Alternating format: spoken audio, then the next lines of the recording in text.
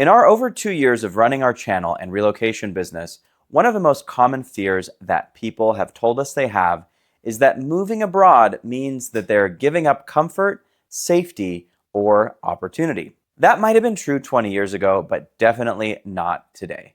In reality, if you do it right, moving abroad can actually upgrade your lifestyle. That means better food, lower stress, higher quality healthcare, and way more freedom. In this video, I'm breaking down how to move abroad without lowering your standard of living, and why most people are looking at that equation completely backwards.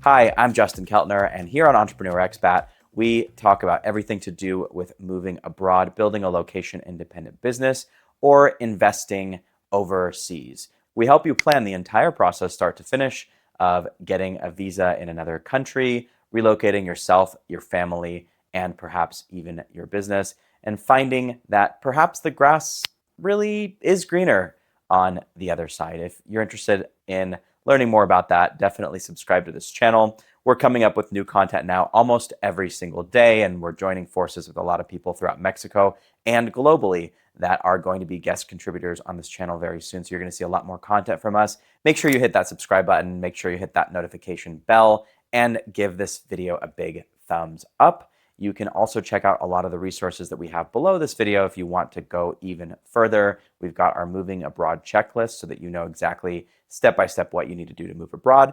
And we've got entire ebooks as well as courses that are available for purchase as well. So why do most people think that moving abroad is a downgrade? Well, part of it comes from this whole old narrative about all these other countries that aren't, let's say, the US or Canada or Western Europe being something like third world. That's what they said, and that was really a term coined by the US government to talk about countries and their relation to the Soviet Union and all those things during the Cold War. They talk about cheap living for sure. You know, that used to be the narrative. You can go to Mexico and live really cheap. And while the cost of living in Mexico is certainly less still than it is in the US, and it is a great deal for your money, it's not that sort of cheap and low standards place that perhaps people are used to, and other countries are really catching up to the US as well. They also talk about limited opportunities in other countries. And now if you work remotely like we do, and we have a business remotely, or if you at least have a remote job or some way of making an income overseas, you don't even necessarily need to depend on the opportunity in a given economy locally. Although in our case, we see a ton of opportunity in Mexico. So we'll get into some of why those myths are actually not true. So really, those are all outdated stereotypes from people that just kind of heard things passed down from their parents, or perhaps visited a place like Mexico, but never really left the five-star resort area. They think that there's just a lot of chaos, poor infrastructure, and lack of safety. But modern Latin American cities like Mérida, Guadalajara, or Panama City are actually more developed than many US suburbs. People tend to confuse lower cost with lower quality, but in most cases, it's actually the opposite. You're just not paying inflated American prices for basic things. Like, people in different countries can actually afford things like healthcare. They can afford things like eating out regularly. They can afford things like good education for their children without, almost going bankrupt. So now we're going to talk about what upgrading actually looks like and some specific examples. So here in Mexico, where Amanda and I live, you can get a modern 2-bedroom apartment in a walkable neighborhood for well under $1,000 per month, depending on the city you're in. And in a lot of cases, you can find it for that price, even furnished. I had a nice apartment that was in a very nice area of Chapalita in Guadalajara when we lived there.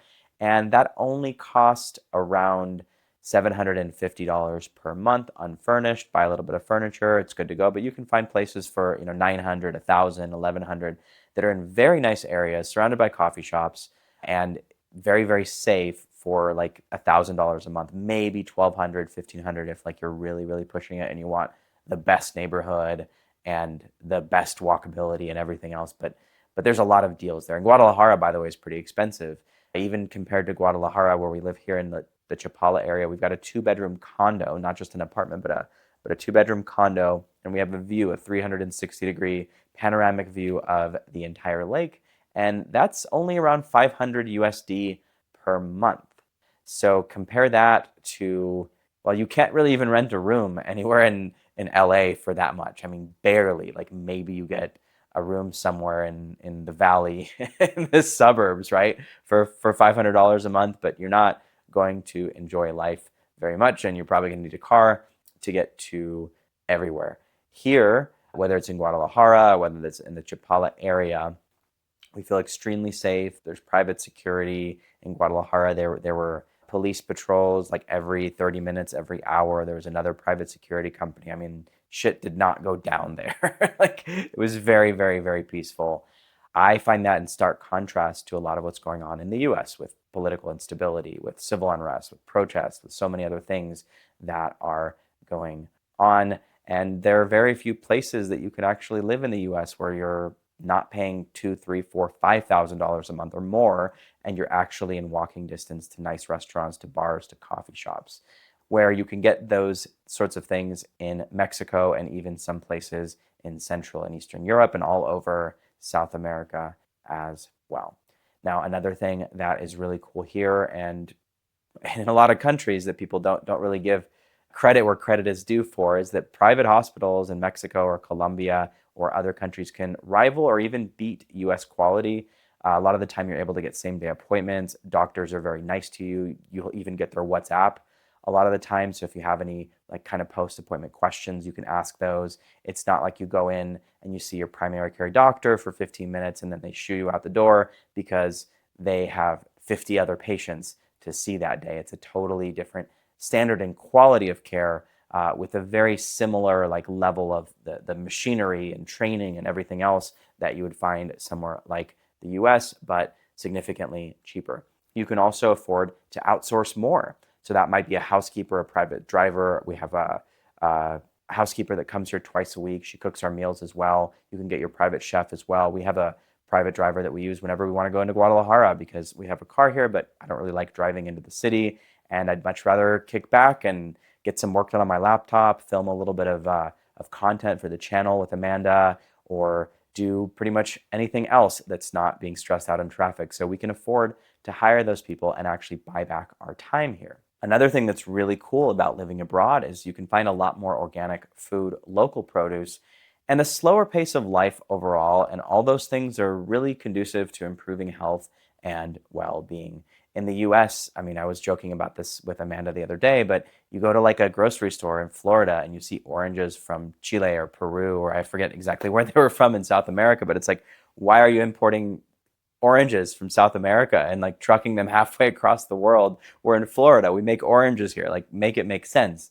Versus when you're in Mexico, yes, you might not find all of the fruits and vegetables 365 days per year, but everything that you do find in the grocery store is going to be fresh. It's going to be local. It's not going to have a bunch of like crap and preservatives and things like that. So that definitely contributes not just to improved health and well-being, but also lower cost of medical care, because the healthier you are, the less you're going to have to actually go to doctors and things like that to have them fix you when you're just taking care of yourself from the get-go. And your purchasing power also stretches further so that you can save or invest instead of constantly playing financial catch-up.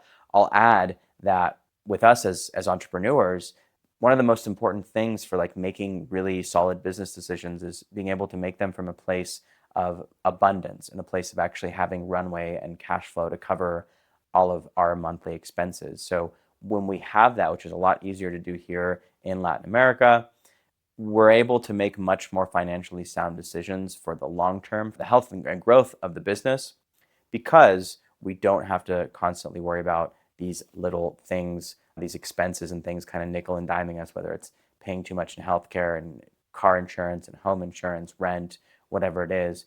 You just don't have as much of that here. It's just much more affordable. So now we're going to talk about how to set yourself up for an upgrade. So number one is you want to stop thinking like a tourist when you're planning on moving abroad. You really want to think like a local entrepreneur or an investor. You want to find what the opportunities are. So for example, within just a couple months of moving here to the gated community that we're living in the Lake Chapala area, we've already got 2 properties now under contract to manage those properties for long and short-term rentals. So we're doing property management for several people here on our street, and we're expanding that to different neighborhoods as well. So think like a local entrepreneur. What are some of the opportunities?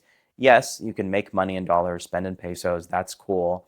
But also, what can you do to maybe contribute to the local economy from a business standpoint? Maybe there are businesses you can run. Maybe there's local opportunities for investing, for sharing the different business opportunities, let's say with people from your own country. We try to do that every single day. Then learn the local system. So figure out how residency, healthcare, and banking work. We actually do have a fully white glove relocation service. So if you do have $1 million or more in net assets and you're looking for help figuring out how to optimize your tax planning, get residency in another country, whether that's Mexico or elsewhere in Latin America or the world. We actually have partners that we work with that are attorneys, that are facilitators all over the world. We're up to 12 countries now with people that we have relationships with and expanding every single day.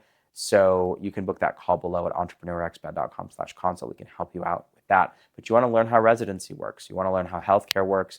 You want to learn how banking works. By the way, in all of our white glove relocation services, we have options to also set up your tax ID and your bank accounts. We'll actually open them with you so that you don't have to deal with red tape. I mean, there's always red tape, but we try to get as much of that red tape eliminated as possible. But you want to have a local bank account because let's say that you're banking with a big bank in the US. I'm not going to name names. I don't want to get sued, but we'll call them Blue. I had a bank account with Blue, both personal accounts and business accounts, and Blue decided to shut my debit card down after trying to do a transfer transaction with WorldRemit or one of those services. And I called the customer support for Blue and got somebody, I think in Bangladesh or India or somewhere, that basically said, no, sir, you have to go into a branch in the US to unlock your account. I'm like, okay, that's stupid. But well, I did have local accounts at that point, but most of my money was still locked away in the US. So you want to have local accounts. You want to have enough money in those local accounts that you're not dependent on just your foreign credit or debit cards. You want to choose your city intentionally. So whenever we're deciding to go to a new country, like we're looking at maybe moving at least part of the year in the next year or two out of Mexico and going somewhere else. So we're trying to choose our cities intentionally. We're going to go to a couple other countries. We're going to travel. We're going to look at the neighborhoods, see what areas are maybe more modernized, more developed, which are still developing. There's obviously pros and cons to each, because if they're still a little bit more rustic, as we say, or rustico, maybe there's more opportunity for buying land or buying property. And there's others like Ajijic, for example, in the Chapala area that have full expat infrastructure. The menus are in English. All the signs are in English. Half the people or more that are living there are retired expats from the US and Canada. So you want to really figure out where do you fit in the most? Do you want to be around other expats? Do you want to have more of a local feel? And then run the numbers. So look at your housing, look at your health insurance, your cost of living versus your income or remote business income. And you don't want to necessarily just find the cheapest place or the cheapest solutions. You kind of want to avoid that trap.